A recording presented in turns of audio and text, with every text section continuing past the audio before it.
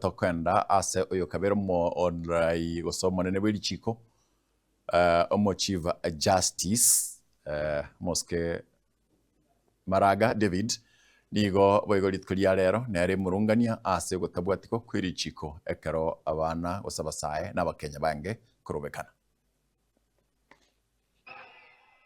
Violence. Yeah, so it is extremely unfortunate that the police cannot see that. The police cannot see that. Instead, they are just dispersing people. So now it is clear that the problems are actually the police, not the demonstrators. Not the demonstrators. Because I was with this. I mean, what violence would you expect this mama to be there? One of them has been dispersed. I don't know where she is. It's very unfortunate that this can happen in our country. So respect for picketing is thrown out of the window, and that is extremely unfortunate.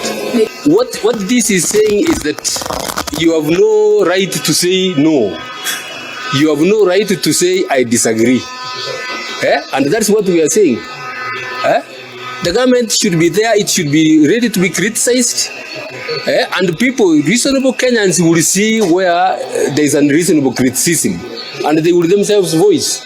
But when you do this, in fact, you even now lose the sympathy of the Kenyans who would otherwise have been on your side.